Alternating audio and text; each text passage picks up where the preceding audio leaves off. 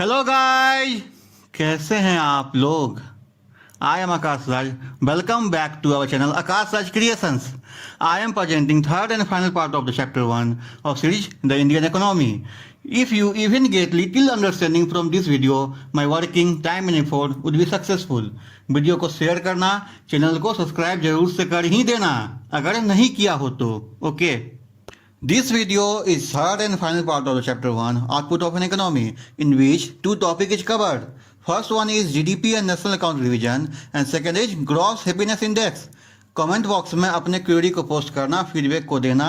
तो अब स्टार्ट करते हैं अपने प्यारे से चैप्टर को। Let's begin. इकोनॉमिक एक्टिविटीज का कभी भी स्ट्रक्चर रिजिड नहीं रहता, ठीक है। वो टाइम के साथ आपको चेंज करता ही है। और चेंजेस कैसे आता है आपको प्रोडक्शन एंड डिमांड का जो स्ट्रक्चर होता है उसमें अगर चेंज आया तो आपको इकोनॉमिक एक्टिविटी का स्ट्रक्चर में भी चेंज आ जाएगा। ओके, प्रोडक्शन साइड में देखें तो क्या होता है कि प्रोडक्शन का पैटर्न चेंज करता है, ठीक है। आपको टेक्नोलॉजी में इनोवेशन में चेंज आने में, अपडेशन आने में, ठीक है। Leading to change in the consumption pattern over time. Time के साथ क्या होता है, कंजम्पशन पैटर्न जो है वो हम लोगों का इकोनॉमी का वो चेंज होता है। आपको changes in relative price stimulate change in the consumption and production choices. जैसे ही आपको प्राइस चेंज होता है तो हम लोग जानते हैं कि प्राइस क्या हुआ, चेंज हुआ तो हम लोग का डिमांड भी चेंज होगा। ओके, तो ये कंजम्पशन का पैटर्न भी और प्रोडक्शन का पैटर्न भी चेंज करता है इसके साथ में। Therefore to account for these structural changes and to update the prices the rebasing exercise is needed after certain period. हम लोग का एक्टिविटी जो है टाइम के साथ अकॉर्डिंग जो वो चेंज होता है, तो हम लोग को चाहिए कि जो बेसिक जो बना हुआ है प्राइस का फिक्सेशन का वो भी टाइम के साथ वो चेंज होना ही चाहिए। ओके, जैसे ही आपको नेशनल अकाउंट का रिवेस किया जाता है, न्यू बेस प्राइस लाया जाता है, तभी वो आपको अपने साथ में जो है लॉस ऑफ फ्रेश इन्फॉर्मेशन भी अपने साथ में लेके आते हैं। और वो इन्फॉर्मेशन किसके लिए होता है, about the changes in economic structure of the economy. This is also helps in judging the size of the economy. Economy का साइज अब क्या हो गया है, जब चेंज हुआ बेस प्राइस आपको वो आपको बतलाता है। And correction of biases and looking afresh at the relative importance of sectors of the economy. आप जो चेंज हुआ है तो आप ये कौन सा इंपॉर्टेंट सेक्टर आ चुका है अब नए समय में, ये सब हम लोग देखेंगे इसके बाद जब बेस प्राइस अपडेट होता है। तो स्टैटिक ऑफिस ने जो है अब एक रिविजन किया है किसका, the base year for national account static to 2017-18 from 2011 and 12। पहले ये जो बेस ईयर था आपको नेशनल अकाउंट स्टैटिक का वो आपको 2011-12 था। अब उसको अपग्रेड करके 2017-18 कर दिया गया। ओके, यानी ये जो आपका अपग्रेड किया गया तो इससे क्या इफेक्ट हुआ, the new series of national account is an improvement upon all bases. Old basis में जो है वो इम्प्रूवमेंट किया गया इन टर्म्स ऑफ इस comprehensive coverage of corporate sector and government activities and incorporation of recent data generated through national sample survey. National sample survey के द्वारा ये आपको डाटा कलेक्ट किया जाता है।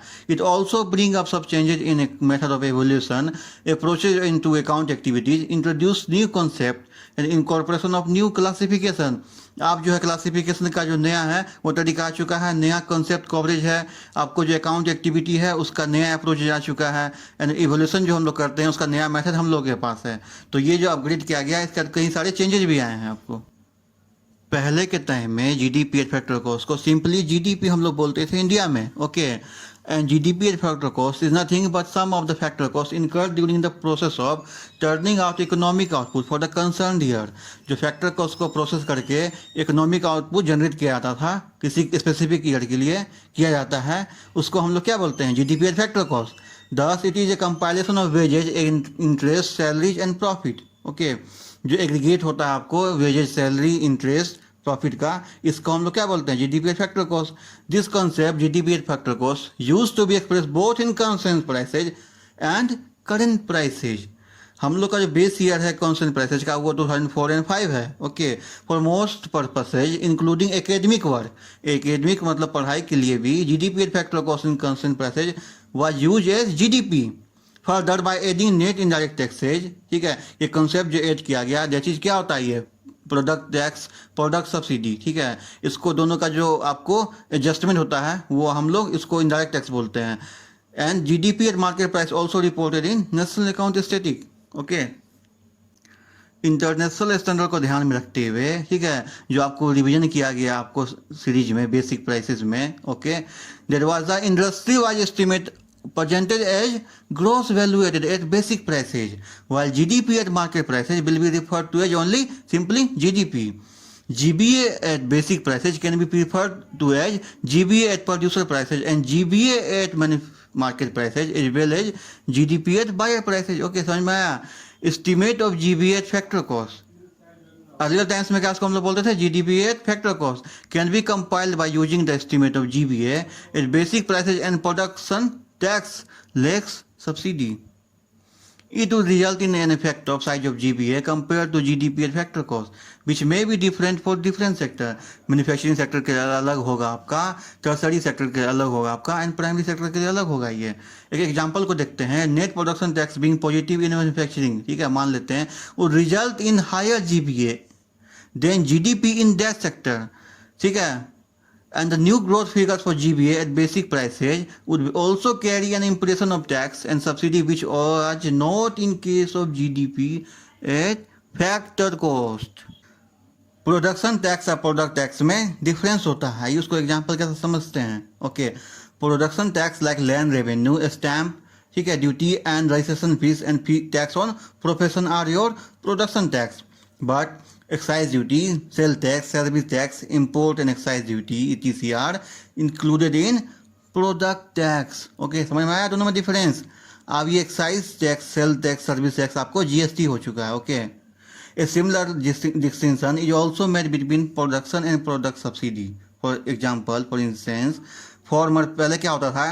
It include subsidy to railway, ठीक है, input subsidy to farmer, subsidy to village and small industries, administrative subsidy to corporation और कॉर्पोरेटिव्स ETC, ठीक है. लेकिन अब क्या होता है? It include food, petroleum and fertiliser subsidy, interest subsidy given to farmer household ETC, ठीक है, दो थ्रू बैंक एंड सब्सिडी, ठीक है, for providing insurance to household at lower rate. GDP at market prices को हम लोग simply बोल सकते हैं GDP, ठीक है, and it can be computed by adding net of product tax and product subsidies in what? At gross value added at basic prices. अब ये gross value added at basic prices हमें मिलेगा कैसे? आइए इसे देखते हैं, कंप्यूट करते हैं इसको, ठीक है. इसको लाने के लिए हम लोग क्या करेंगे? कंपनसेशन ऑफ एम्प्लॉयज को ऐड कर देंगे ऑपरेटिंग सरप्लस के साथ, plus mix income, plus consumption of his capital, plus production taxes, ठीक है. इसको सब्ट्रैक्ट करेंगे हम लोग प्रोडक्शन सब्सिडी के साथ, तो हम लोग को क्या निकल के आएगा? Gross value added at basic prices. Okay, अब ये हम लोग सेकेंड देखते हैं. GBA एट फैक्टर कॉस्ट है, उसको कैसे लाया जाएगा? ये अर्लियर में इसको हम लोग GDP एट फैक्टर कॉस्ट भी बोलते थे, ठीक है. इसको लाने के लिए हम लोग क्या करेंगे? Gross value added at basic prices में हम लोग एडजस्टमेंट करेंगे. किसका? प्रोडक्शन टैक्सेस को ऐड कर देंगे, इन प्रोडक्शन सब्सिडी को सब्ट्रैक्ट कर देंगे, तो हम लोग को ये निकल के आ जाएगा. एंड थर्ड क्या आपका है? ग्रॉस डोमेस्टिक प्रोडक्ट जो है वो कैसे लाएंगे? ओके, इसको लाने के लिए हम लोग GBA एट बेसिक प्राइसेस में ऐड कर देंगे product tax minus product subsidy, ठीक है. तो इसको लाने के साथ हम लोग को ये क्या निकल के आएगा? Gross domestic product. ओके, कुछ लोगों का काम है आर्गूमेंट करना है. मैन्युफैक्चरिंग सेक्टर में क्या आर्गूमेंट किया जा रहा था कि मैन्युफैक्चरिंग सेक्टर का आउटपुट फॉल कर रहा, लेकिन न्यू सीरीज जब आया, ठीक है, तो क्या निकल के सामने आया कि नहीं, ऐसा नहीं था. मैन्युफैक्चरिंग सेक्टर का परफॉर्मेंस अच्छा काम हो रहा था, ठीक है, वो आपको अच्छा काम परफॉर्मेंस दे रहा था. It was because all the performance was stagnant और less what the value addition was better off. Okay, GDP is a measure of value added, it is not about the output. GDP जो है हम लोग value addition को हम लोग describe करते हैं GDP से, वो आउटपुट कितना है वो हम लोग डिस्क्राइब नहीं करते हैं. It is a case of output being stagnant but value addition going up. Output का जो है वो बुरा हाल था, लेकिन वैल्यू एडिशन अप जा रहा था, हाई जा रहा था. मतलब क्या हुआ? GDP अच्छा परफॉर्मेंस दे रहा है. बिकॉज GDP में हम लोग वैल्यू एडिशन को शो करते हैं, ना कि हम लोग आउटपुट को शो करते हैं. ओके, तो स्टेगनेंट था, मतलब मीन्स पुअर था परफॉर्मेंस आउटपुट का. फिर भी क्या हुआ कि वैल्यू एडिशन राइज जा रहा था, अप जा रहा था, तो means GDP was performing well. पहले के टाइम में मैन्युफैक्चरिंग डाटा का कलेक्शन कौन करते थे? ये काम था आपको सर्वे था क्वार्टरली बेसिस पर, RBI इंडस्ट्रियल आउटलुक सर्वे का, ठीक है. लेकिन आप टाइम के साथ इन किसका काम बन चुका है? ये आपको MCA द्वारा किया जाता है. MCA बोले तो मिनिस्ट्री ऑफ कॉर्पोरेट अफेयर्स, ठीक है. They make it obligatory on the part of the companies registered under the companies act for online reporting, and the MCA 21 database has been used for the manufacturing sector value addition. Okay, the MCA database as on the date covered 5 lakh companies and is fairly representative of the universe. Means जो MCA 21 जो है 21 पर काम करके database तैयार करता है. किसका? मैन्युफैक्चरिंग सेक्टर का. पहले ये काम था किसका? RBI का. आरबीआई इंडस्ट्रियल आउटलुक सर्वे का। पहले के टाइम में मैन्युफैक्चरिंग सेक्टर का सर्वे कौन करते थे? ये काम था आपको आरबीआई का, ठीक है। And that was small in size, not completely reliable for the sectoral analysis. लेकिन अब ये काम किसका है? ये काम आपको एमसीए का है। MCA means ministry of corporate affairs. Further, the manufacturing value added was calculated from ASI annual data and extrapolated using IIP for the intervening period. अब ये SI क्या है? एंड IIP क्या है? ASI means Annual Survey of Industries and IIP means Index of Industrial Protection. And the limitation with this data was that the ASI and IIP are establishment based data, while the MCA database goes beyond establishment base, ठीक है।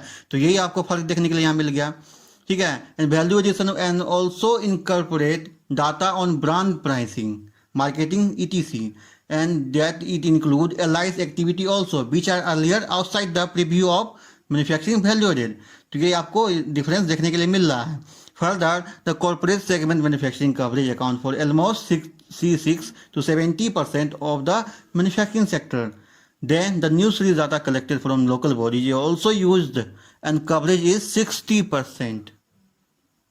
जब भी हम लोग बात करेंगे valuable segment का, ठीक है, it will basically compromise of gold and jewellery, an important component of capital formation was treated as consumption, but in new series valuables are combined into household savings and therefore consumptions have become down and saving gone up accordingly. The new GDP number will be liable to change in future based on a change in base year of IIP, WPI and CPI series. These are important indices which play a important role when computing GDP at constant and also at current prices. Based on revision on base year of these indices, GDP growth rate may change. New base के आने के बाद manufacturing sector में जो rise in growth देखा गया, उसके पीछे जो रीजन है वो हम लोग 4 पॉइंट में डिस्कस करेंगे, okay. And the structure as well as comparison methodology के साथ जो चेंज आया उसको भी देखेंगे, ओके। पहला चेंज आपको क्या हुआ है, रीजन क्या है आपको? The shift from establishment approach to enterprise approach. पहले हम लोग एस्टेब्लिशमेंट अप्रोच को फॉलो करते थे, लेकिन अब जो है इंटरप्राइज अप्रोच को फॉलो किया जाता, okay. And the establishment approach used in annual survey of industries that did not capture the activity of a unit other than manufacturing। जो उसका allied आपको एक्टिविटी है उसको कैप्चर ही नहीं कर पा रहा था पहले, okay. Whereas enterprise along with its manufacturing activity is also engaged in activity other than manufacturing such as ancillary activity। वही तो बात है कि जो अब ancillary activity है उसको पहले कैप्चर नहीं किया जाता, ओके। अब ये हो पा रहा है possible, because now in the new approach the activity of manufacturing company other than manufacturing are accounted in manufacturing sector also, okay। The enterprise approach is facilitated by MCA 21 data with Ministry of Corporate Affairs। ये आपको काम किसका है? आप जो enterprise approach follow किया था ये आपको Ministry of Corporate Affairs का काम है। These change possibly have increased the coverage of research sector of manufacturing, okay। Second जो रीजन है वो हम लोग का है incorporation of findings of NSSO surveys, ठीक है। The details of new NSS surveys that is unincorporated enterprises surveys 2010-11 में जो कंडक्ट किया गया था, and the employment and unemployment survey 2011-12 में कंडक्ट किया गया था, are now available therefore incorporated in the new series. अब वो न्यू सीरीज में आपको इनकॉर्पोरेट कर दिया गया। And the update are an improvement in the representation of activity in the unorganized manufacturing sector also। तीसरा जो रीजन आपको है वो आपको है जो change in labour input method with the incorporation of new series, ठीक है, is switch over to effective labour input method for unincorporated manufacturing and service enterprises. जो अनऑर्गेनाइज सेक्टर है उसके लिए लाया गया। पहले के टाइम में क्या होता था? It was assigning equal weight to all types of workers, while the new method assigns different weight for workers as per their productivity, okay। Fourth and last आपका जो रीजन है the inclusion of production tax less subsidies, okay. The net of production tax and production subsidy is positive in manufacturing sector while it is negative in agriculture and allied sector and electricity, gas, etc, okay। Therefore positive net production tax would increase the size in GVA in the sector in absolute and relative to other sector। Moreover, any change, including a change in policy, it alters the lump sum production tax and subsidy, and this may also like to reflect in growth rate in the sector। देखिए manufacturing sector के लिए जो है ये net of किसका, production tax and production subsidy का, ये आपको पॉजिटिव काम करता है, लेकिन यही आपको नेगेटिव वर्क करता है किसमें, एग्रीकल्चर एंड अलाइड सेक्टर में। Now we have a conclusion that the vast differences in the figures of new series is not just because of an updation of the database or change in the methodology, but more so because of the change in data source. Data source जो है वही आपको new series में change कर चुका, okay. And the new GDP numbers will be liable to changes in the future based on changes in the base year of IIP, WPI and CPI series. Okay, these are important indices which play a important role while computing GDP at constant and also at current prices. Based on revision of the base year of these indices, GDP growth rate may change. जैसा कि हम लोग जानते हैं economic development को जो major किया जाता है वो किस पर कंसिडर होता है, किस पर बेस होता है, ठीक है, वो आपको materialistic enhancement and economic parameter पर ही बेस होता है। लेकिन एक नया टर्म देखने के लिए हम लोग को मिलता है, वो टर्म है आपको ग्रॉस नेशनल हैप्पीनेस, ठीक है। It was first coined by the fourth king of the Bhutan, king Jigme Singye Wangchuck in 1972, ठीक है। The concept implies that sustainable development should take place, ठीक है, at a holistic approach toward nations, toward notion of progress and give equal importance to non economic aspect of well being. Means जो non economic activity है उसको भी हम लोग ध्यान में रख के काम करेंगे, ठीक है। And the gross national happiness index include area of socio economic concern like such as living standard, health, education and traditional aspect of culture and psychological, ठीक है, well-beings. It is comprehensive reflection of the general well-beings of the population. लोग जो मतलब grow कर रहे हैं economic wise में, साथ में उनका लिविंग स्टैंडर्ड ग्रो कर रहा है कि नहीं, वो भी इसमें हम लोग मेजर करके चलते हैं, ओके। धन्यवाद, शुक्रिया, thanks for watching this video.